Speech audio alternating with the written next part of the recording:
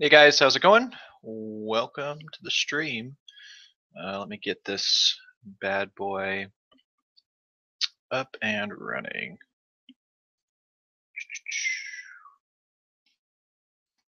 Post this to Schoology. Be ready to go. I'm kind of waiting until we have more people on before saying much of anything.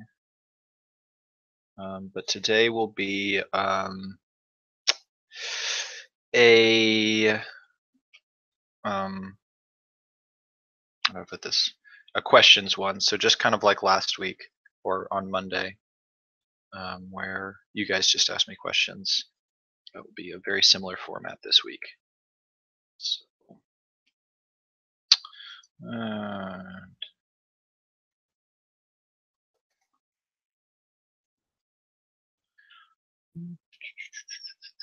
I am just putting all of this stuff up at the moment, so you will have to excuse me.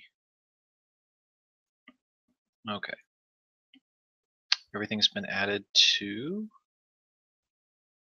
YouTube or to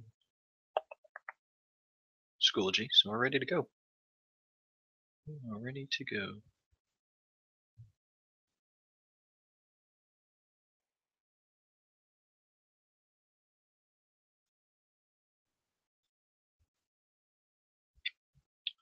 Yo, what's up, guys? Calvin, I'm always here at exactly the right time.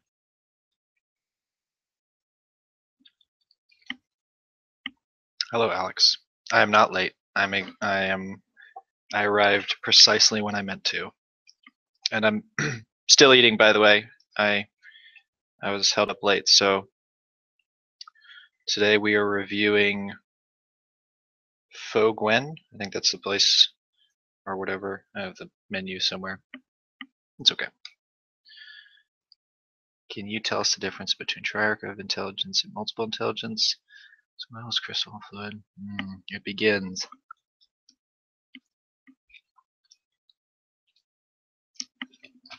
Hello, Fatima.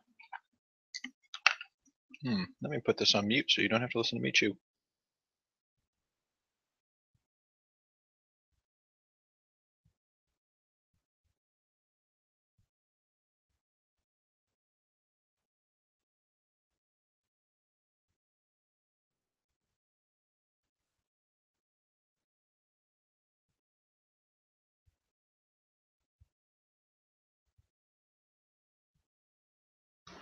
Cassie, if you think that eating with chopsticks is considered lit, your your bar for awesomeness is really low. You might want to raise that up. So these are the chopsticks I had from Monday. Yes, they have been washed. So, yep. All right, you guys ready? I'm not sure I'm ready yet.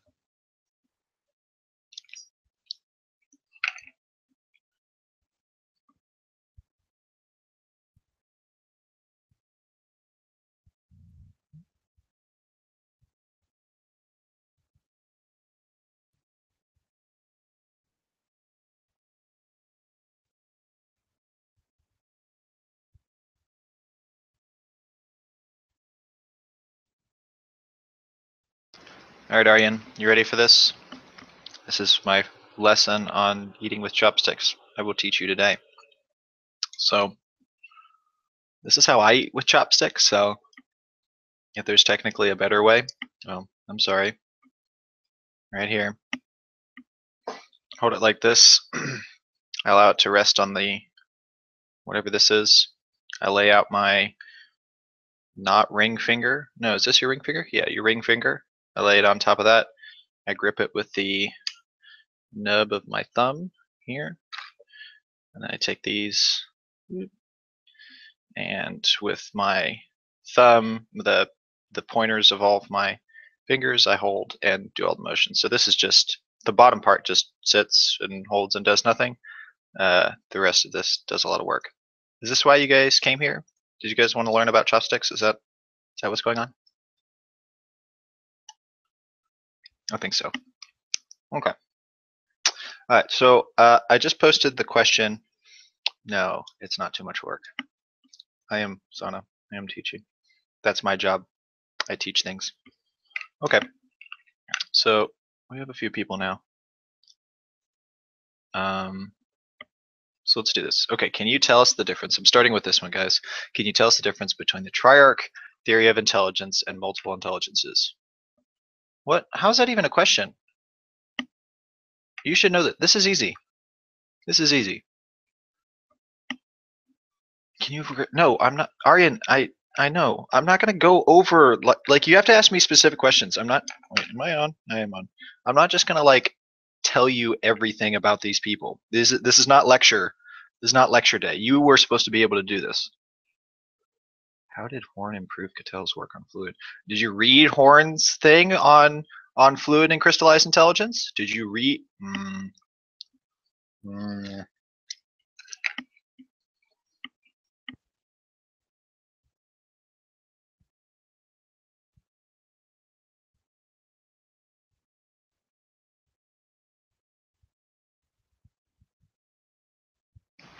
All right, so let's do this. Are you guys ready? Triarch intelligence has 3 parts. What are those 3 parts? You guys should know this. That's very simple. Okay. I tried to find Horn too, but it was really confusing as well. I understand that. That's okay. That is why I'm here. Okay. So you have 3 sides when we are looking at. I'm going to pull up some note stuff so you guys don't have to look at me anymore. Okay. Where am I?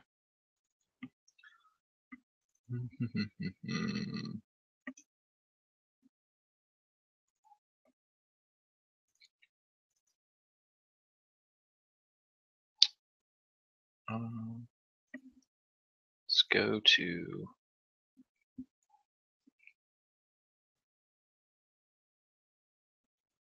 Sorry, I'm not. I'm still awake. I'm getting myself set up. I'm trying to find the right stuff for you guys so we can have this up. Okay.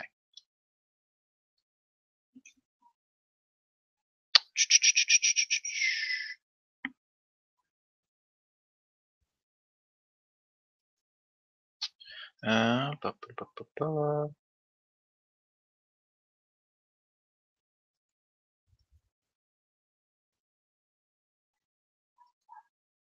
Okay, so simply put, let's just start with the different intelligences, the fluid versus crystallized intelligence. How about we start with that? So when, I'm trying to share this. Okay, so when we are looking at this idea of crystallized versus fluid intelligence, basically what we're saying is that over time, what happens is you gather all sorts of information and knowledge. And when you put all of that stuff together, that is what we would consider that that crystallized intelligence. Think of like crystals; they've like stayed with you for an extended period of time. So you have gathered all of this information together, and you've held it. Okay, so that's crystallized intelligence. I know I'm showing you this. Okay.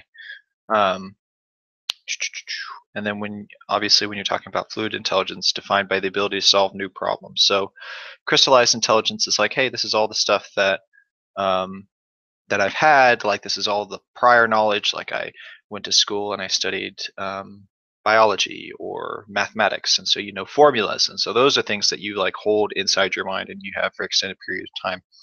Fluid intelligence is like the ability to think on your feet, solve problems, brainstorm, and come up with new ideas or understand the way that things work. So crystallize stuff that you're like holding in long-term memory, and then fluid is just like I'm solving this problem. I know how to get around these instances or make up stuff on the fly. So so that's the difference between crystallized and fluid intelligence. So when we are looking at the triarch theory of intelligence, I'm not going to like tell you. I mean, the difference is very simple. Like both of the people, both Sternberg and Gardner, they both believe that there are multiple intelligences, that our intelligence is not just this one like Gfactor that I'm always grumpy, Alex. I just had to get the ball rolling. I'm fine.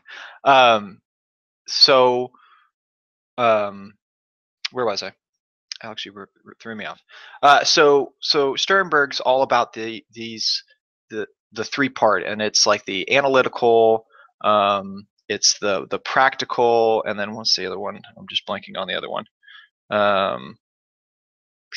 You guys should know the other one. Analytical, practical, and creative. Okay, or experimental. Oh, boogers. Sorry. Okay, so Sternberg like breaks down our intelligence into those three factors, and Gardner's is much more expansive. He's got those 8 intelligences. So don't like you'll need to know the different intelligences. I'm not going to like explain those to you because those are simple and you should be able to read it. Okay, so that's the first question. Okay, let me keep going. All right, so that's question number 1. Are the questions on the quiz limited to the topics on the worksheet? Yes. I mean, I'm not going to throw random stuff at you, Corbin. It'll be based on the things that that you read about or should have read about. So, yes, they will be. For Binet, can you explain more of standardization, qualitative, quantitative, and the significance of it coming to the U.S.? Okay, Sarah. So, first off, the idea of standardization, qualitative and quantitative, were not like specifically for Binet, but you need to understand what standardization means. Like, what is that concept with within testing? Well, if you look at standardization, well, basically what you're doing is you are taking a test and making sure that it is usable by everyone in the group or by whoever you're planning on testing. And so that was one of the big hurdles for Binet, was that when you had all of these people from France coming and starting to take this test, because remember, basically what was happening is boogers keep coming out of my nose. Sorry, guys. Basically what was happening was you had these French farmers that were now being asked to come to school. And so you have like these kids that are like 15, 16 years old, and they've never been to school before. They don't know what's going on. But they had to learn how to be in school. And so the government like brought Binet over. And so he's got to make this test that not only the kids that are already in school can take and you can learn and that and we can know what their strengths and weaknesses are, but you also need to have a test that the people who can't read and aren't used to the schools, like they need to be able to do the stuff as well. So you have both of these. So you have to make a test that is standardized, that like can be used by multiple people. And so that's what the STAR test is all about. That's what the SAT is all about. These are all standardized. They're if you've had basic American education, you should be able to take the SAT. You should be able to take the STAR test and be successful. So so that's what standardization is all about. Okay, now when we are looking at let me share screen. Qualitative and quantitative, those are just 2 simple terms that they use inside the readings, and I just wanted you to like know what they meant when, like, I know they were words that might not have meant something to you. So here you go. Qualitative, relating to or measuring or measured by the quality of something rather than its quantity. And then quantitative is based on how many there is. So that's it. So like some of those were just like keywords like, hey, this is going to pop up. You should, or this word is coming up. Make sure that that you're not just like skipping over this word or whatever. So So yeah, so that's what quantitative and qualitative is. Okay, let me double check, make sure I haven't gotten any new questions. Fadi, welcome. Okay, going back to the top, still got a lot of questions to answer. Okay.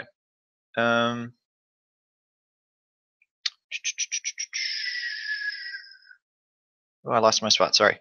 Okay, for Binet, can you explain? Yes, I just did that. Oh, significance of it coming to the US.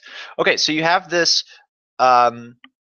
this quasi, like this intelligence test that's been used in France, and I mean it's a big deal. It comes to the U.S. And most of that is you need to pick that up from Terman. Like what happened when Terman did it? Terman brought it to the U.S. He um, he had thousands of people take this test, and what were the repercussions of it? Terman was a big believer in eugenics, and you end up with people that are being sterilized, people that are being told that, well, because you didn't pass this test you shouldn't have children, and so people were like secretly sterilized, and so they could make babies, and they didn't know about it. So it came to the US and we created the Stanfordbinet, and it's like, I mean, think about how we as Americans consider intelligence. Like, intelligence is kind of the thing. If you get really high score on the IQ test, our expectation is that anyone that scores high on the IQ test is a successful person or does well in society. And that's not always the case. So that's the big deal there. Okay. All right. Can you define gifted in today's terms? Okay. So gifted is simply this idea of a person who is above 130 on their IQ level. So there's kind of a like, it's it's it's so open-ended nowadays, um, that like people argue that this isn't like the only thing, but once you hit 130 and above, you are considered gifted. Um, I'll never ask you that specifically, but I just wanted you to understand, like, especially when once again we're talking about Terman, you need to understand why. What did he want when he was studying gifted children? What was he looking for? A lot of people thought, like, all right, well, if you're gifted and super smart, you're just this scrawny, nerdy, like little kid that's not gonna, you're smart, but you got nothing else. And what he found was that most of his people were like well adjusted, often very attractive, large, like not large, but like normal sized people, and it kind of went against whatever that stereotype was back in the day, for them. So he's kind of breaking the mold, figuring stuff out. So okay, cool. That's gifted. Um, okay, gifted by Terman is the top 1% in the Terman-Binet scale. Yes. Standardization scale. Okay. Correlation, variance, statistically meaningful relationship. Okay, so correlation, when we are talking about statistics, is all that is saying is it's wondering, is there a relationship? Do these two items, like, is there some sort of relationship between those two things? Okay. And variance, once again, with statistics, it's just talking about like how far away things are. And so when we look at statistically meaningful relationships, what we are finding, uh, specifically in statistics, is that you are looking at two variables that have some sort of relationship. Now, we can say that, oh, well, this relationship is significant, but just because two things are correlated, just because they have some sort of like meaningful relationship, doesn't mean it's like that it specifically works towards whatever your goal is. So usually when we're talking about research methods, let me see if I can pull up some video or some graphs. Correlation. Uh, let me see if I can pull some of these up. So I use this as an example early on in the year.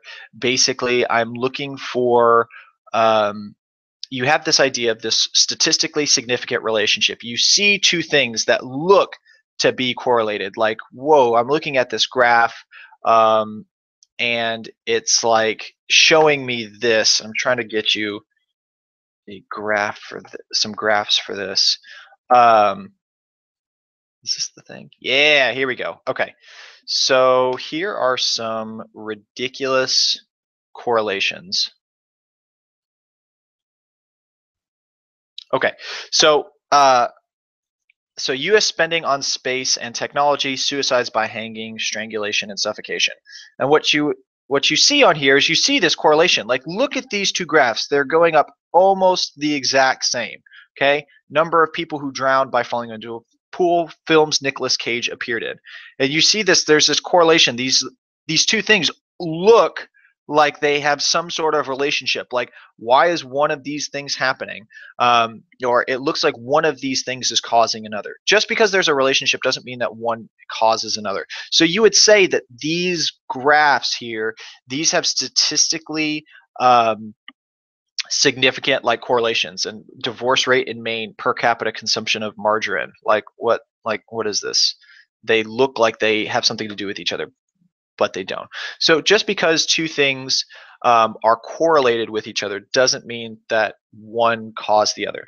And so what you're going to find with statistically significant information, and sometimes you have to be very careful when you are like looking at certain statistics from people who don't like back up their findings, they don't like really like BuzzFeed or something like that, is they will take points like this, like ludicrous points of suicide rates and I don't know, people who like eating broccoli or something, a rate of and they'll find that they're like those two numbers like follow each other around, and they'll be like, oh, that's that's science, like something's breaking. Well, something's like there's a relationship, but it doesn't actually mean that like one has caused the other. So so when you are looking at that statistically significant information, you are looking at what Terman was finding, or what he was looking at when he was trying to find his G factor. So that's what I'm looking for. And what he found was he was taking all of those.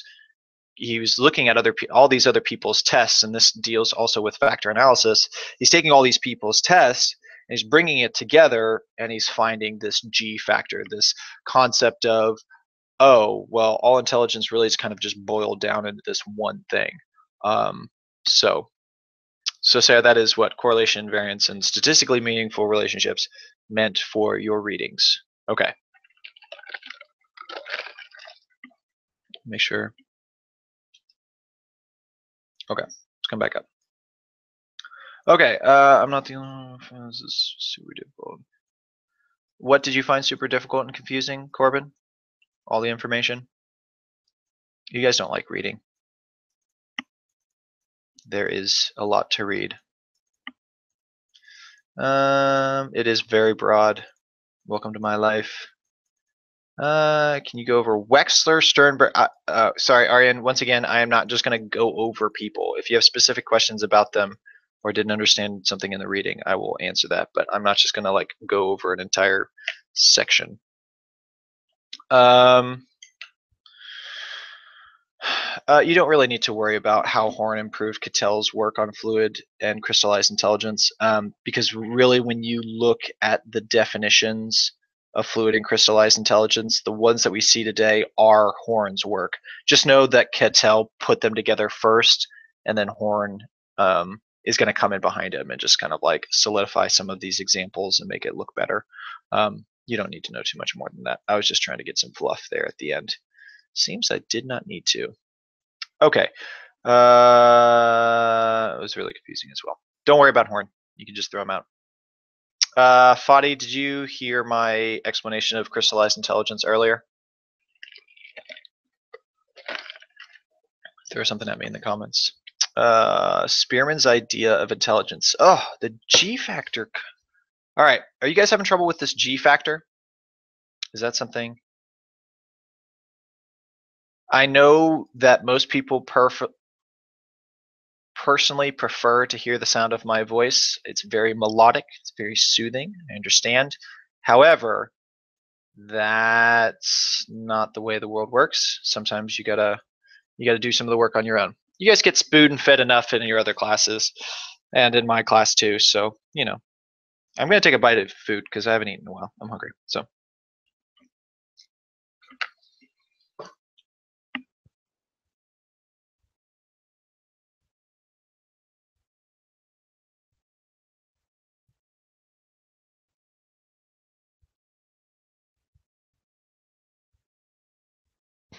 Sana, be careful. The triarch thing, the triarch theory, is not Spearman. That's Sternberg. Okay. So, Corbin, are you answering this? Spearman's idea on intelligence is to not make prior assumptions about early age IQ and instead analyze all of them. Okay, guys, what does that even mean, Corbin? Like, I understand like this is tough and you're trying to like, I know you guys like this is difficult for you guys because you're trying to find like the meaning within inside something and it's not like right in front of you. But this like, Corbin, look at this answer. Is make prior assumptions about early IQ and instead analyze all the possible factors of intelligence. Okay, that doesn't really say anything. I mean, that's more of like how you approach studying intelligence. It's not like an actual like explanation of what intelligence is. So in the reading, like Spearman lays out what he thinks intelligence, like what intelligence is, and intelligence is the Gfactor, like the entire thing. So once again, kind of we're going back to this factor analysis. So he goes out and he grabs all these different like tests from other people who were studying intelligence, and people like Sternberg, people like Gardner, who wasn't around at the time, but they're trying to find all these different like facets of intelligence. Like there's a gentleman by the name of L.L. Thurstone, and Thurstone was a huge multiple intelligence guy.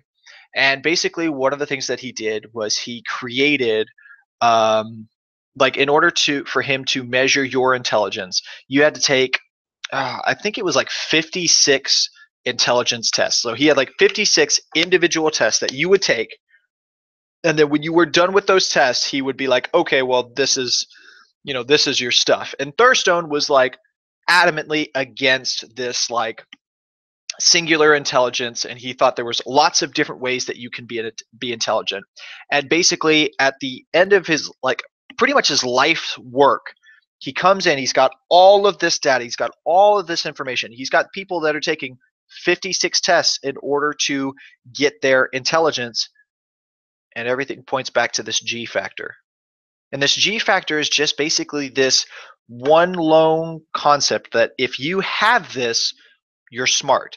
And it's not just like you're smart in one area. You're smarter in general over everything else. Like let's say that DeSalle, it has like the Gfactor. Like he's just super intelligent, okay? And Mr. Monk over here doesn't. So what would end up happening is DeSalle's favorite class is history. Okay, DeSalle's favorite class is history, and so he just gets like super high grades. Okay, his least favorite class is English. Now, for me, my favorite class is history, and I make decent grades. And my least favorite class is English, and I suck at it. But for DeSalle, because he has that Gfactor, he's still gonna be decent. Like it doesn't matter how bad he is at a certain subject, he's always going to be decent. And this is the idea of that Gfactor. Those students who like sometimes drive you crazy because they're just like, oh, I'm going to super fail this test, and in your head you're like, no, you're not, you freaking doofus, you're going to get 100 or a 90 and you're not even going to have to study. Okay, Spearman would say those people have that Gfactor. They have that moxie, I don't know what you would call it, the G, and they're just going to do well because that is what intelligence is. It's all broken down into this one factor. So that is Spearman's That is what Spearman's take on intelligence is that it's broken down in this G factor. You got it? Awesome. You don't? Sucks. Okay, cool. I'm going to take another bite while I look for my next question. If this stuff is making sense or not making sense, let me know in the comments. I mean, I'm talking a bunch, and let me know. I'm still trying to catch up, though. So, hold on, I'm taking a bite.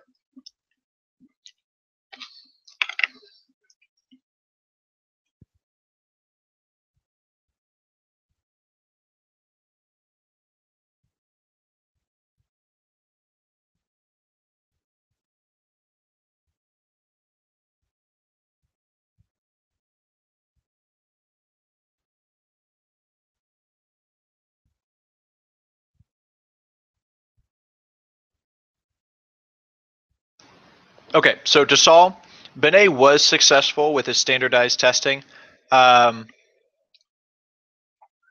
People were, what's it called? Where was I? People used it. Like the French government used it. It helped them settle in their students and find places and whatnot. So it was great. It was helpful. But you know, there were flaws in it, and you know, it wasn't perfect. It was the first time someone really put this together. So yes, it wasn't, you know, it wasn't perfect, but yes, he was.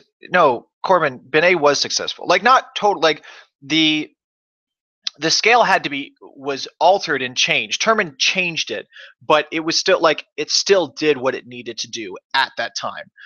So don't say that Binet's work wasn't useful for what he needed for that time. It did exactly what it needed to do. But yes, it was changed, and Terman did come in and make it better, which is fine. So, Corbin, I do appreciate you coming in and responding to these. So you're doing good, bud. Keep it up. Can you go over Weiss and DQ by Wechsler? I can. Okay, so two things.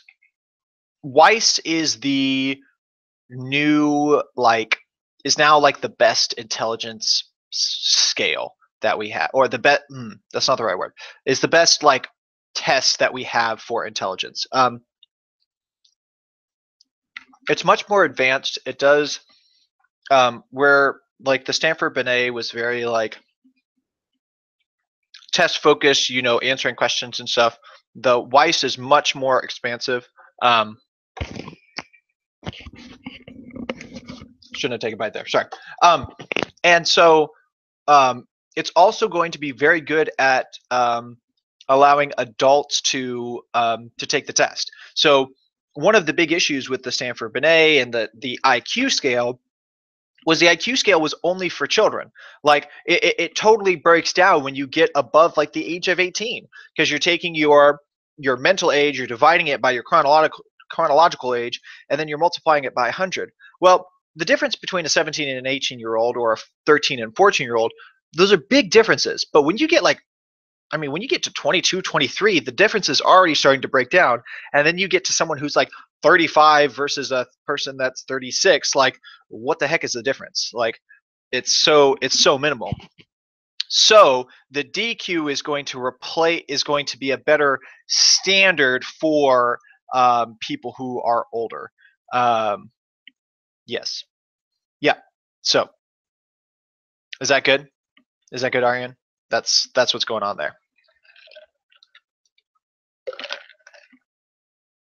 Yes, Terman did. Terman was a big time eugenics. He was big time nature over nurture, and yeah. So yes, who believed in nurture? Not really a lot of them. Most of them are pretty big nature people. Gardner probably falls in the middle. Most of your multiple intelligence people will fall closer to the middle on the nature nurture debate. But like true straight up nurture people, probably not a lot. What I really wanted you to look at there was who, like the singular intelligence people. You're going to find all those singular intelligence people are all going to be for nature. They don't think that the factors of your life make any sort of difference when you are looking at your intelligence. It's all about, guess what? The G factor. And do you think you can really make your G factor any better? No, that's just something that you're born with. So so that's really what I was looking for. It's okay if like you're a little confused on that. That was mostly for those nature people. So Rishi, I don't understand. So if it doesn't make sense together, it's statistical correlation. No. Oh, I see what you're saying. Sure. No, but don't like specify that that's the only thing. That like if it doesn't make sense that it's now statistically, it's just a statistical correlation. That's like not a term. But know that yes, there is some sort of relationship there, but one might not cause the other. I know. I'm sorry, Rishi. That's like really late to that question. I just saw it though. So, okay. Gfactor is like 1 unit of intelligence in the human brain, right? It's like the factor. Instead of saying 1 to Saul, say it is the factor. All right. Well, Teddy wants to say hello. Come here. You gonna come up? Okay. So yes, that's what I would say about that to Saul, is that it's like the 1. Okay. Yep. That corresponds with intelligence. Yes. Yeah, Corbin. I haven't been treating you right, buddy. Sorry. Was I right? Dang, Dasal, I'm good at this. Yeah. Well, sorry that you don't like English.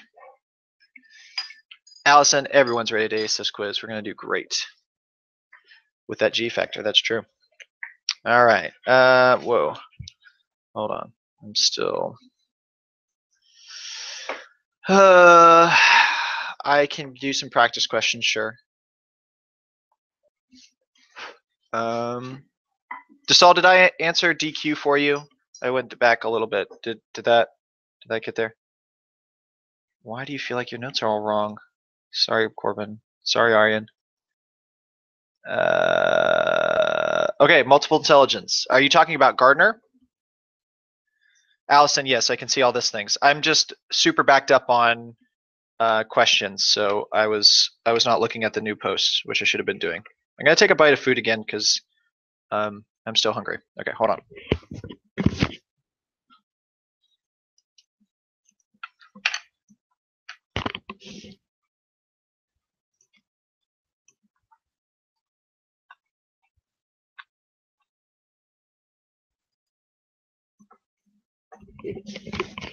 Okay, so okay, let's go to multiple intelligence. Okay, so one of the reasons why Gardner is like a big name here is because he's still around. The guy's still alive, and one of his big things is the idea of these 8 intelligences. And if you look at like Gardner's 8 intelligences, there's like some wacky stuff like going on here. Like he considers kinesthetics to be part of these intelligences. I'm just pulling up a picture for you guys. Like it's got some things that are really, more outside the box, that a lot of other people had never like looked at before. So you have all these like crazy like spatial, intrapersonal, like look at this, where the bodily kinesthetic, where's the naturalist, like he considers this to be like people who can like plant trees and stuff, or like what is this, really good at reading in nature, like that's like considered an intelligence. Music, logical, math, existential, like over half of these no one else is like put in, especially bodily kinesthetic, musical, naturalist. Like people don't, no one was putting that into their concept of what intelligence is. And so when Gardner comes in, it's just like bam, like, hey, like you're good at sports, you're smart too, you just, your body's smart. So so that's what he's looking at there. So Fadi, you got someone that's in your wheelhouse. He's voting for you. He thinks you're smart. Okay, Savant Syndrome. Okay, Savant Syndrome's easy. Like, just Google. Like, look, this is what's driving me crazy, guys. Like, some of these things, you like. Hold on, here we go. You guys ready? Let me. Not to call anyone out, but like Savant Syndrome. AM is a condition in which a person demonstrates one or more profound and prodigious capacities or abilities far in excess of what would be considered normal. Boom! There you go. Like that. There it is. Oh, I just hopped onto YouTube. All right, what can I find? All right, look at this guy. Well, I guess you can't really hear this, but or this guy, Savant Drawings. He freaking goes. This guy, what's his name? I forgot his name. Anyways, this guy gets on these like helicopters and he flies over cities like once. He flies over, what is this, Rome? Yeah, he flies over Rome once in a little helicopter. It takes him 30 minutes, and then he sits down and like without like going back and refreshing his memory, he goes back and he draws the entire landscape from his viewpoint. Okay, and like they go back and they like double check his stuff. They're like, wait a minute, is this like totally real? Like he's filling in windows here, guys. Like look at this, he's filling in windows and streets. Like it's crazy. That's someone with Savant Syndrome. Okay, and that took, guys, that took 3 clicks. Oh, so easy. Come on. Okay, so that Savant Syndrome is just this idea that humans can have this just like incredible intelligence outside of outside of almost reason. And so you'll find this not often, but you'll see this in autistic people, and the person in that video was autistic, and you're just like, I mean, he's barely functioning in a lot of other parts of his life, and then you get to this and you're like, whoa, like he can do what? So lots of examples of that. So that's Savant Syndrome. Really, really high intelligence in one very specific area. So Savant Syndrome. Okay, so I'm not going to go over the 7 different intelligence. I just did. I don't think you need to. Oh no, where I lost it. Sarah, I'm not going to go over the 7 different intelligences. Like there's nothing fancy to them. They're just, you don't need to know all of them. Just what they are. There are only 13 with multiple. There are only 3 with multiple intelligence, right? Gardner, Cattell, and Sternberg. Gardner, Cattell, Sternberg. I'm trying to think if there's someone else real quick. Yes, I'm pretty sure you are correct. I'm pretty sure that there are only 3, or is there 4? Gardner. I need the list of names in front of me. Yeah, Galton's singular. Binet's. I don't really know what Binet is. I don't know if he's really part. I think Binet is would probably lean towards more multiple. Terman's singular. Spearman's singular. Wechsler. I think he's more multiple.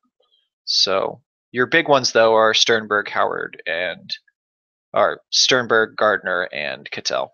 Yeah, I think Wechsler is a multiple intelligence guy. I'm pretty sure he is. So those are your 4. Those are your 4 main ones. The rest of them are singular. Do we need to know who taught influenced who? No, not specifically who taught and who influenced who, except for like the major things, like when you're looking at just so you can understand the story of like what was going on and what was happening. You need to understand like Spearman was heavily influenced by brains just dying here, by Galton and Binet, big time, as he used a lot of their stuff in his work. So just stuff like that, the simple stuff. Okay, I'm still catching up, guys. Still catching up.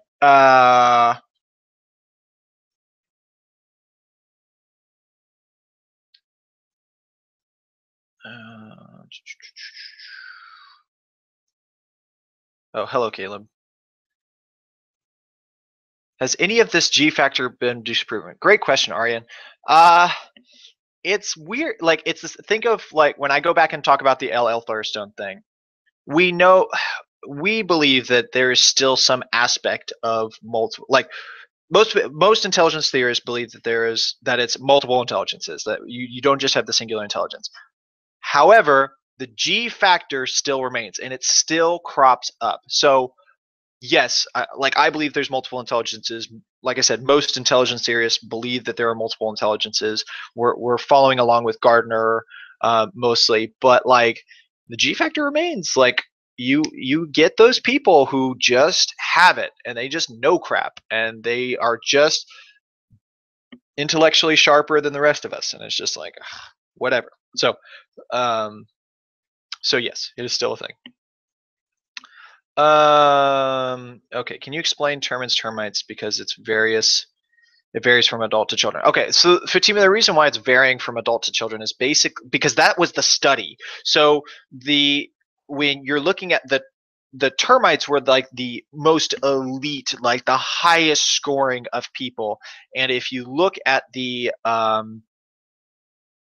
reading, one of the things that it like points out, and one of the things that he starts talking about was like all of these things that these kids have done through like and so he's following them as they become adults. That he wanted to find the super smart kids, and he's like, okay, how do these kids like develop as they get older? And as they got older, like they did stuff, and he found that those super intelligent kids were making their mark in the world. And he lists like all of these like things that they wrote or were involved in, and it's like la la la la. So that's what you need to know. So those were like the Terman's termites were like the elite of his study, those ones that were really long or who were super intelligent, and he followed them and tried to figure out what they were doing with the rest of their life. So that's what that is.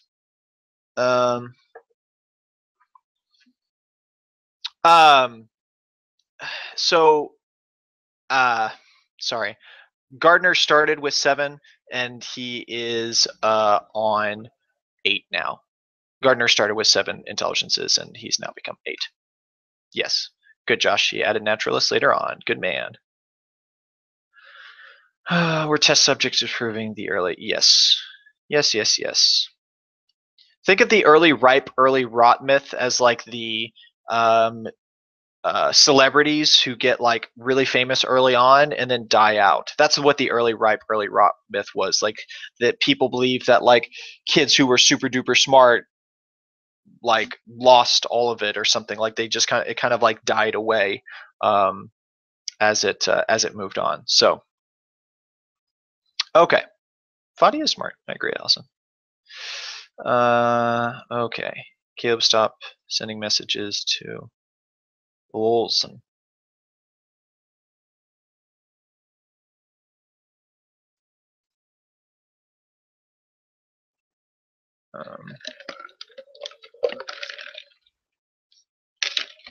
Yes, Weiss is an intelligence test for adults. Josh, doing good. Can Gfactor be passed down? Yeah, I mean that like Sarah, that would be what Spearman would believe is that because remember he was a nature guy, so he didn't believe in all this, you becoming a better person over time or whatever. Like your genes were set in stone, so your Gfactor was set at birth. So okay, Weiss is an intelligence test for adults. Wexler adult. Mm-hmm. Yep, that's great, Josh. That's a great explanation of what the Weiss is looking for. All right, cool. I've caught up. Woohoo! So, you guys have more questions, or do you want me to ask them? Where are we at? Jeez, it's already 9:04. God, have I been talking that long? Jeez. Sorry, guys. I must have been really rambling. All right. Well, I don't know. I don't even feel like I've. Do we need to know the 1 through 7 for our society? For our society. Dasal, what do you mean? Do we need to know the 1 through 7 for our society? Practice questions. I can do practice questions. Unless anyone has anything specific, I'm going to do some practice questions.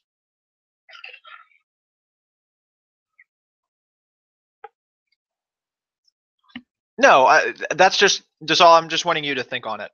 I'm just wanting you to think about. Like, there's no right or wrong answer. I just wanted you guys to think about it. So,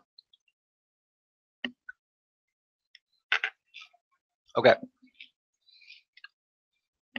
Give me 2 seconds.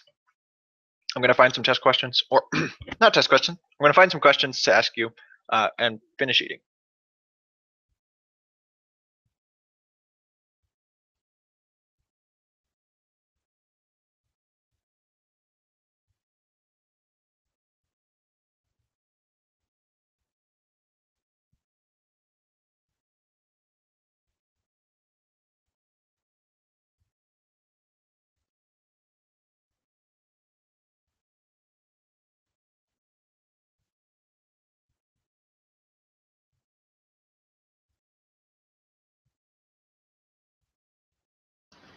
I answered your question, Rishi. Go back and watch the video.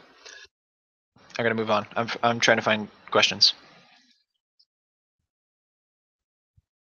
You can't ask a question and then blank out when I explain it. Goofball.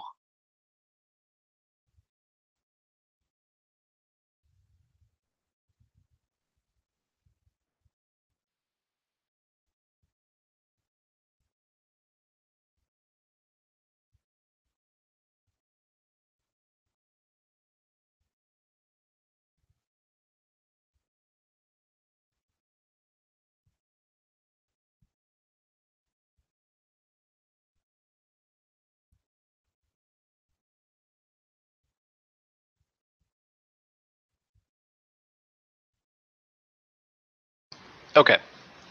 So let's do.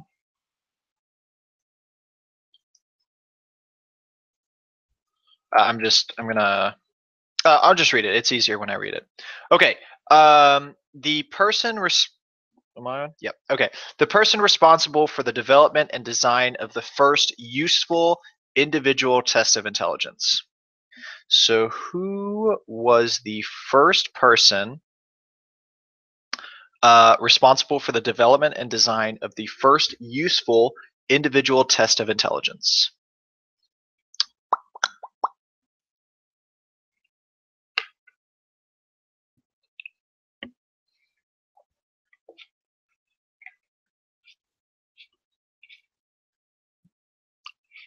Binet is correct. Yes. Good, good, good, good. Benoit. Not the Simon Binet scale. I was asking who. But yes, he did create the Simon Binet scale. Okay. What do I want to ask next?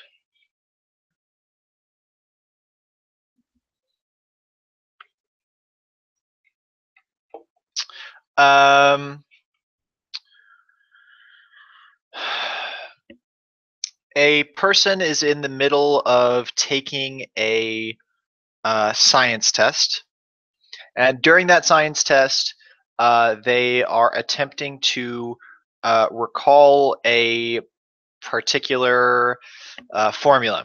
They're attempting to recall a particular formula. What kind of intelligence are they using when recalling that information?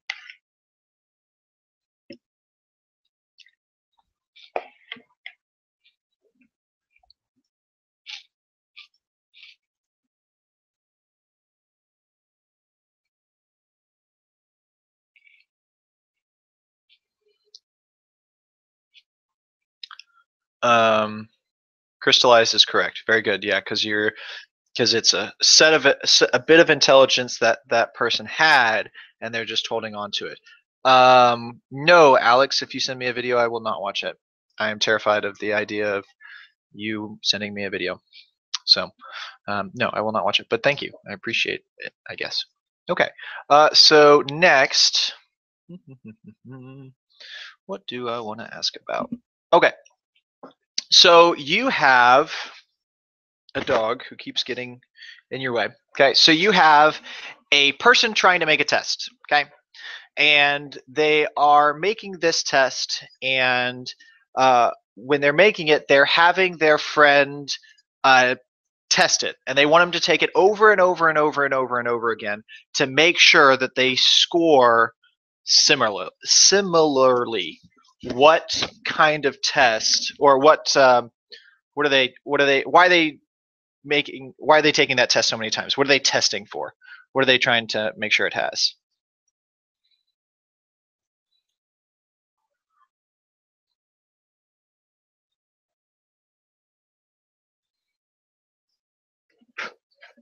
Google the 8 intelligence vocab, and it'll pop up on Google.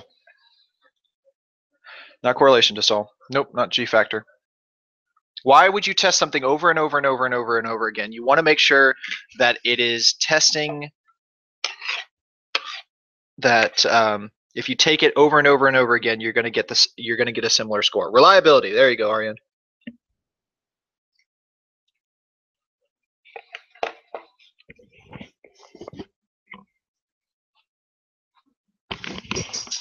Reliability is what you're looking for.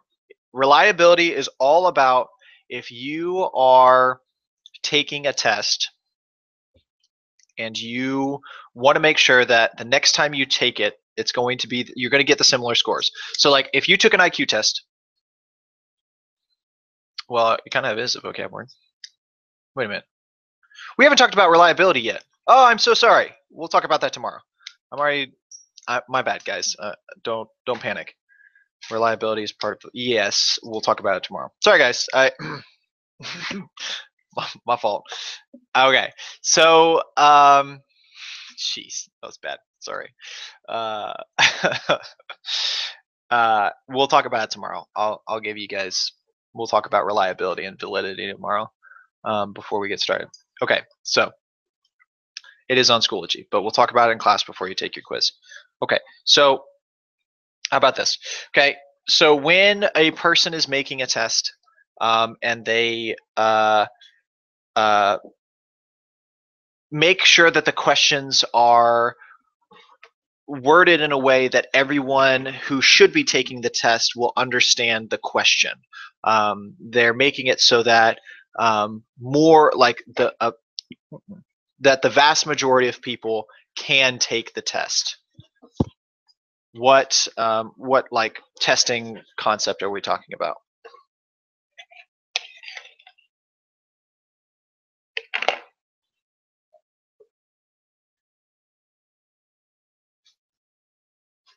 Oh, sorry. Yes, nature, Allison. Thank you. Yes, standardization. Standardization is what I'm looking for. This is like really lukewarm. And by lukewarm, I mean cold. It's better when it's hot.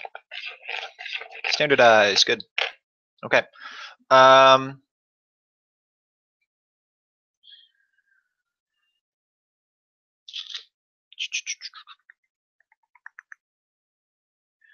Trying to give you questions without giving you quiz questions.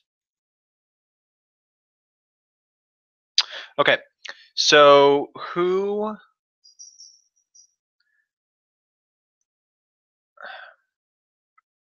Okay, so what is this concept that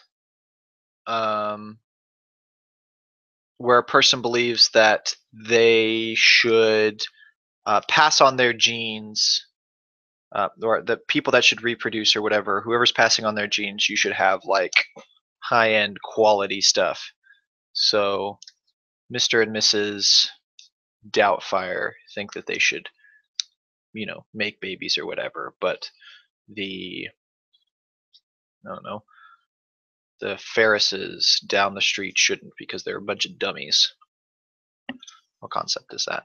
Eugenics. Good. Roseanne, I'm just going to pretend that Gfactor was a question. 300 questions on the quiz. Just 20, Sarah. As well, last time it was only 10. So 20 questions. Yep. Okay. All right, let me give you a situation. Okay, so Stanley is a firefighter. Okay, never got super great grades in school. Okay,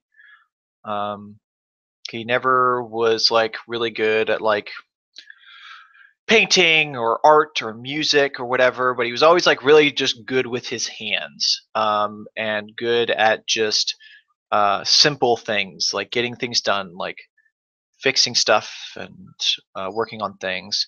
According to Sternberg, what was his, like his intelligence was majorly on what? Like what part of Stern? This is a weird question. Okay, so once again, Stanley, he's a firefighter. He's he doesn't play music at all. He's not very good at that. Okay, he was never very good in school. He didn't do very well in school, but he was really good with his hands. He was really good at fixing things and building things. According to Sternberg, what intelligence? Like, what is he high in intelligence? Yes, practical. Aryan, Peyton, Jessica, that is exactly what I'm looking for. He has practical intelligence. Because remember Sternberg, triarch, 3 types of intelligence, whichever one you want to do. So 3 types of intelligence: analytical, practical, and creative. Yep, practical is what we're looking for. Cool, cool, cool. Okay.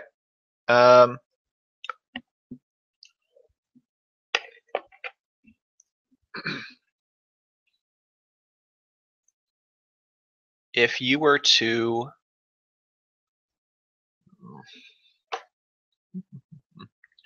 what do I want to talk about?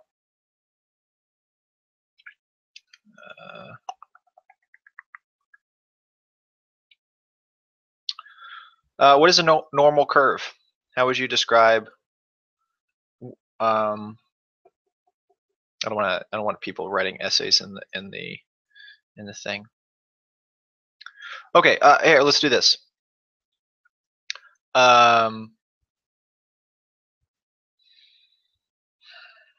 What did? Sorry. Know what a normal curve is and what it looks like, why it's used.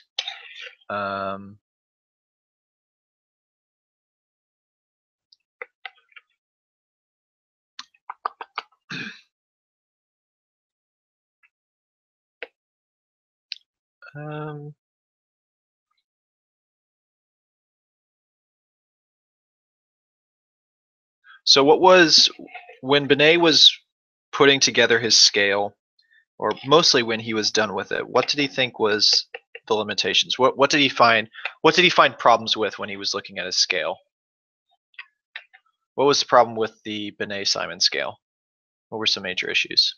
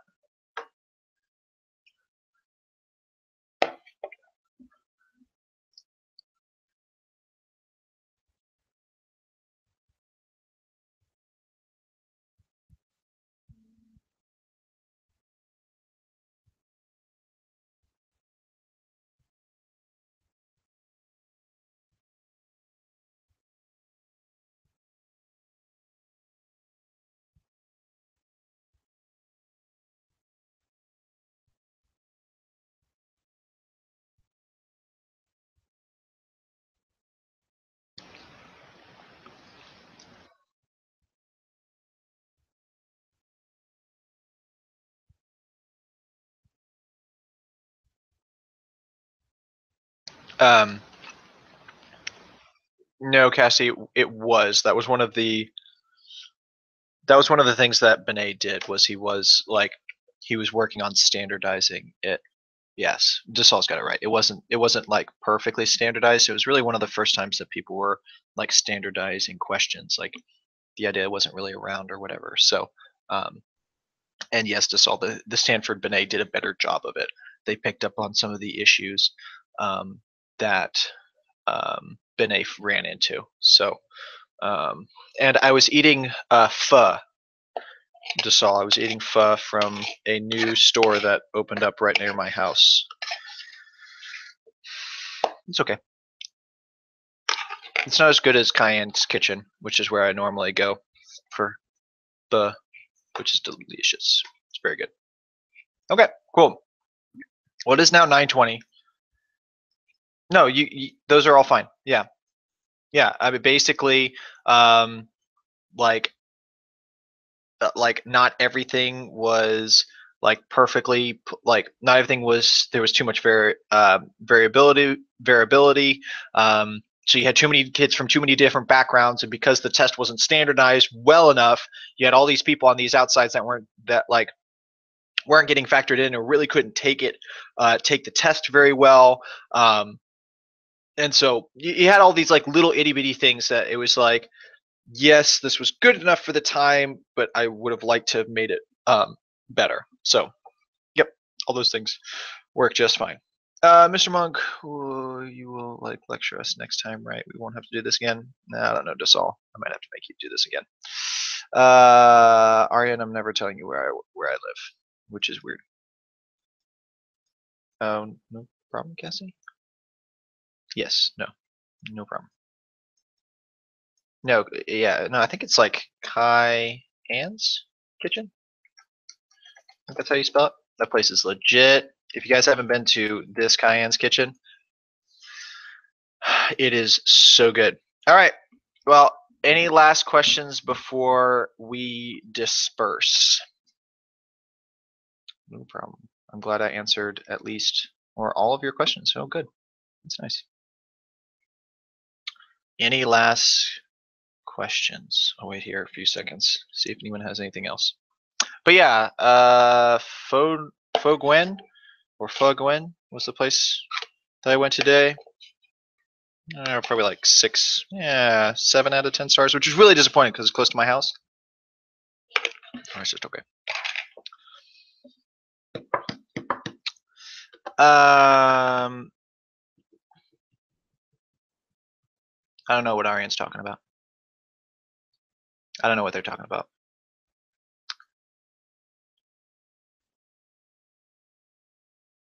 I don't know what FOBEN is. Go over FRQ. Your FRQ is over all the intelligence people. Guys, it's a 9:20. It's past my bedtime.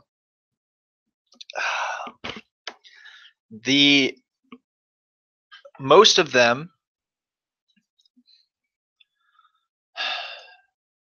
Okay, hold on. Make you guys look at my face really close up as I look for this. Okay. I'm not going to answer all of this because then I'm just going to get. Let's see. How many of these people straight up answered that question for you? A lot of them did. Binet defined intelligence in his thing. What is it? Fundamental faculty. What was the fundamental faculty? Was your judgment, being able to judge things. I believe Wechsler was very similar. He also believed in that ability. The aggregate global capacity of the individual to act purposefully. It's all about being able to make judgment calls. Okay. Gardner, he's got all those different kinds of intelligences, so he believes that intelligence is all over the place. When you're talking about Sternberg, he's got 3 different types of intelligences, so he thinks that intelligence is broken up into those spots. Spearman is all about the Gfactor, obviously. That's the one major thing. I've talked about Sternberg. Terman, yeah. I'm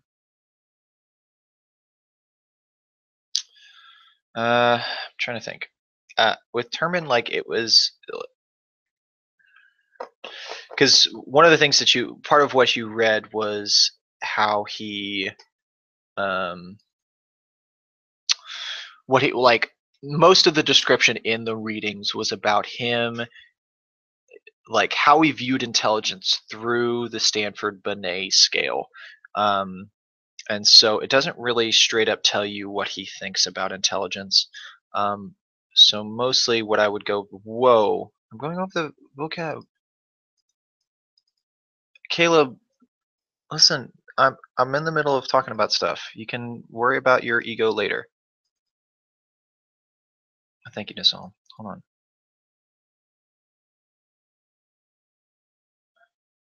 Calvin, are you just saying that because your last name is Gwen? Is that the?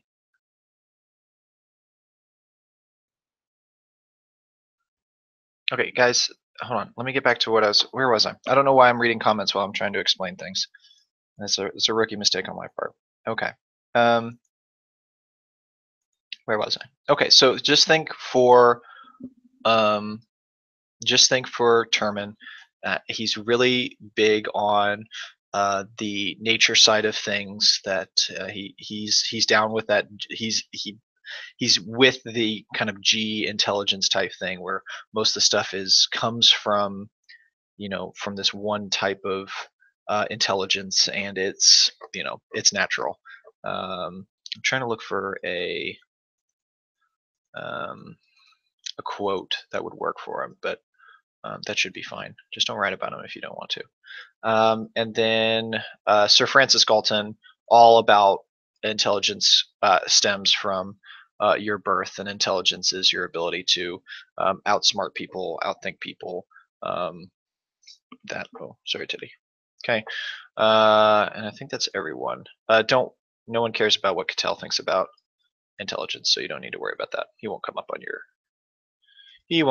your test tomorrow. Quiz.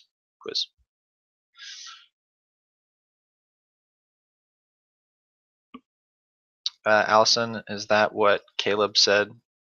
That he's worried about our teacher-student relationship? Oh, Calvin, that's your place? Oh man, I had no idea. Well, that's embarrassing. I went there tonight. Where were you, Calvin? Maybe, I don't know. I'll have to do it again. See, now I feel terrible, Calvin. It wasn't my favorite. I really want you guys to be good. Maybe Calvin, I'll go there again, but you need to tell me what to get. I got the number 13. I don't remember what it was, but it was, maybe part of it was also that I came in and then had to take care of Teddy and then had to get the stream up, and a lot of this was eaten cold. So I promise to come again, Calvin.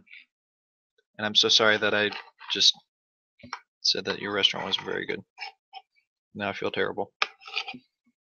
So I'm just gonna hide my shame. This is embarrassing. Okay. What is faux ben? I don't know what that is. Why? Okay. Corbin, if you're worried about our relationship, maybe pay more attention in class and come to school on time. That'd work. Okay.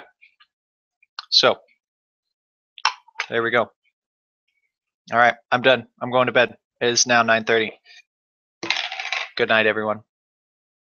I'm just kidding, Caleb. I love you. Just, Calvin, don't take this personal. I wouldn't. I know, Caleb. I know. Okay, I'm going to bed, guys. It is very late. Thank you for coming on. You guys will be fine on the quiz tomorrow and on the FRQ. So, I love you too, Caleb. All right, good night, everyone. Y'all have a good night. Go to bed. It's late. And we'll see you in the morning.